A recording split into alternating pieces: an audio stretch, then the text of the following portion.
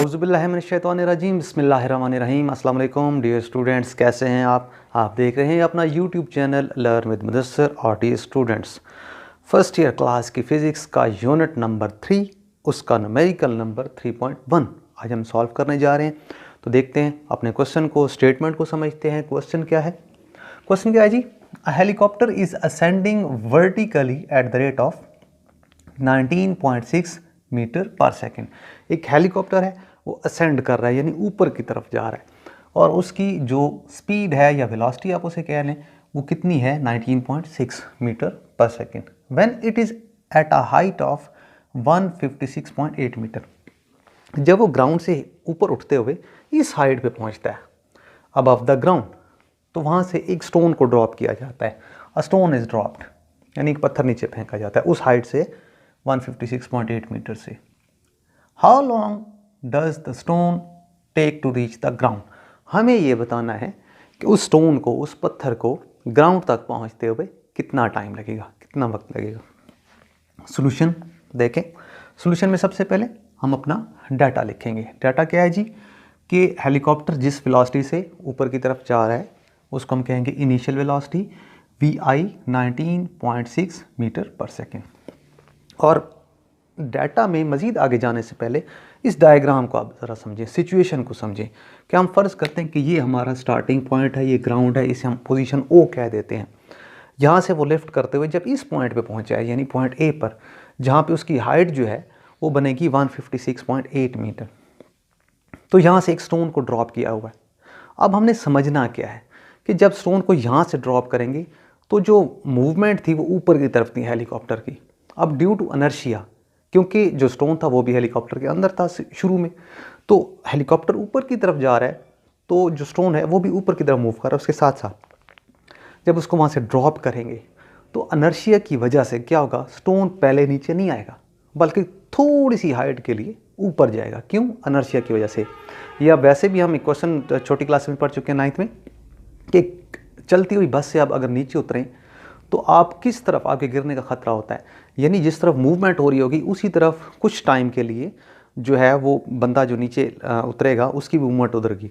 इसीलिए अब हेलीकॉप्टर ऊपर की तरफ है, तो स्टोन को जब वहाँ से छोड़ा जाएगा तो वो डायरेक्ट नीचे नहीं आएगा, बल्कि कुछ हाइट ऊपर जाएगा। यानी वो पॉइंट A से वो कम होगी लेकिन ऊपर जाएगा, A से B तक वो ऊपर जाएगा। ये बड़ा इंपॉर्टेंट पॉइंट है। फिर वहाँ से वापस आएगा। तो इसीलिए जब हमने अपना डाटा लिखा तो हमने लिखा initial velocity VI at point A 19.6 metre per second है। फाइनल वेलोसिटी क्या होगी?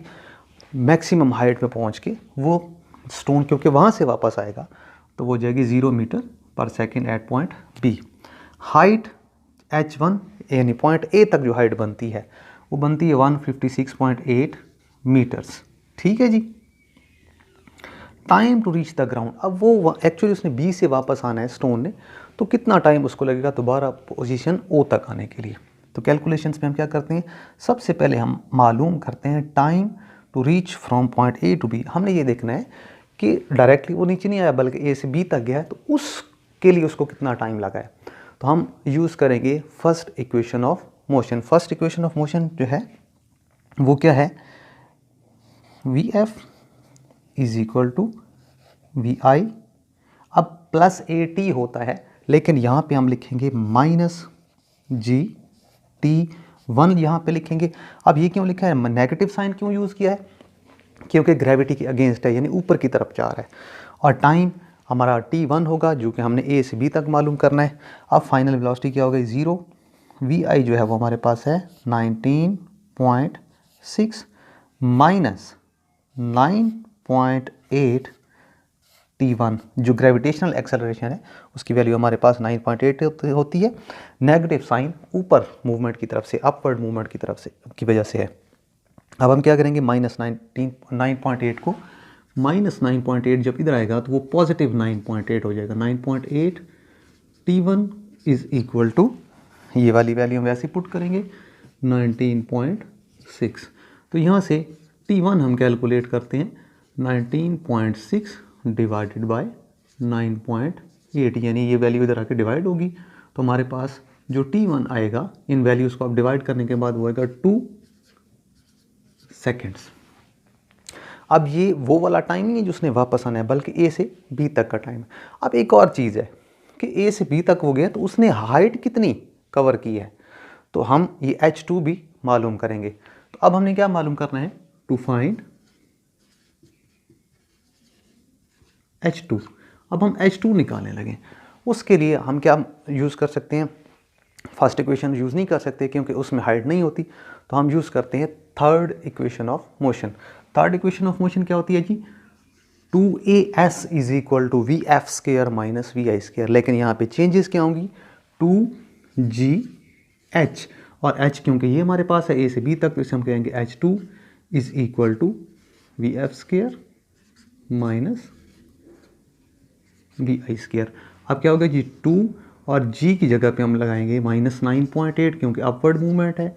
h2 हमें कैलकुलेट करनी है, फाइनल वेलोसिटी 0 है, माइनस इनिशियल वेलोसिटी जो है वो 19.6, और ऊपर हम स्केयर पुट करेंगे ये वैल्यू की वजह से। तो ये क्या होगा जी, हमारे पास इन दो वैल्यूज़ को मल्टीप्लाई करेंगे तो ये आएगा -19.6 h2 इज इक्वल टू, इसको हम यूँ भी लिख सकते हैं -19.6 मल्टीप्लाई 19.6। तो ये नेगेटिव से नेगेटिव कैंसिल हो जाएगा और 19.6 से 19.6 कैंसिल हो जाएगा, तो हमारे पास जो h2 आएगी वो आएगी 19.6 मीटर्स। यानी ये कुछ हाइट भी ऐड हो गई है। अब हम निकालेंगे टोटल हाइट। टोटल हाइट जो है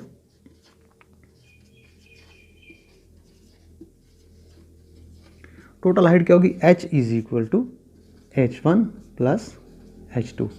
अब जो टोटल हाइट होगी उसमें ये h1 क्या है जी, 156.8 प्लस ये जो कुछ हाइट इसने अभी कवर की है a से b तक, वो कितनी है 19.6।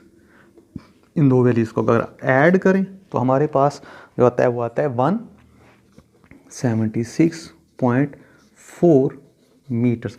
अब ये टोटल हाइट है ये वाली, यहाँ से लेकर यहाँ तक। अब यहाँ से स्टोन ने वापस आना है।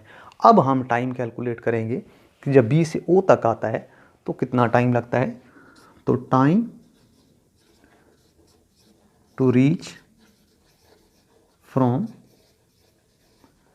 B to O। अब हमने टाइम कैलकुलेट करना है।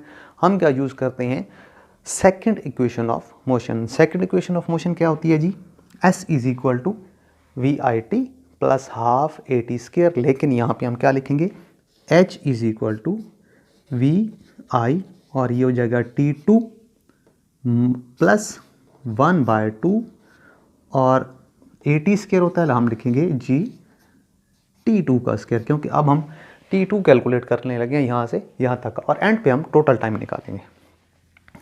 तो H हमारे पास कितनी है जी, 176.4। अच्छा, यहाँ पे एक और टेक्निकल बात क्या है कि जब स्टोन ने यहाँ से वापस आना है तो उसने स्टॉप किया था। इसका मतलब क्या होगा कि वहाँ पर अब वहाँ से वो स्टार्ट ले रहा है, तो उसकी इनिशियल वेलोसिटी क्या हो जाएगी, 0 मल्टीप्लाई T2। 0 इस वजह से कि वहीं से वो स्टार्ट लेके फिर वापस आ रहा है, प्लस 1/2 G की वैल्यू 9.8 और T2 का स्क्वायर, तो 176.4 इज इक्वल टू, ये वाला फैक्टर तो 0 हो जाएगा, आप इसको डिवाइड करेंगे तो ये आपके पास आएगा 4.9 T2 का स्क्वायर। अब हमने क्या मालूम करना है, T2 मालूम करना है, तो 176.4 divided by 4.9 is equal to T2 का स्क्वायर। थोड़ी सी कैलकुलेशंस हमारी रह गई, हम यहाँ कर लेते हैं इनको। अब T2 स्क्वायर, ये हमारे पास इन दो वैल्यूज़ को अगर आप डिवाइड करें तो ये हमारे पास आता है 36, और क्योंकि स्क्वायर है दोनों तरफ आप स्क्वायर रूट लें तो ये आपके पास T2 कितना हो जाएगा, 6 सेकेंड्स। अब हमने बताना क्या, हमने टोटल टाइम बताना था। अब स्टोन ने B से O तक वापस आ गया, लेकिन उसमें ये वाला टाइम भी ऐड हो जाएगा। सो जो टोटल टाइम होगा उसे हम T कहेंगे, वो होगा T1 प्लस T2।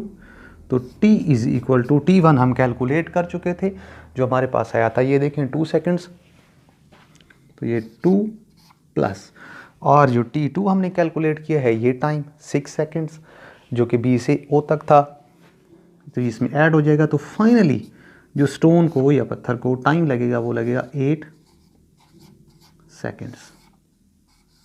तो डियर स्टूडेंट्स, ये था आज का न्यूमेरिकल नंबर 3.1। यकीनन आपको समझ आया होगा। आपसे इजाज़त चाहते हैं। हमारे चैनल को सब्सक्राइब कीजिए, हमारी वीडियोस को शेयर और लाइक कीजिए। अल्लाह हाफिज़। Thank you.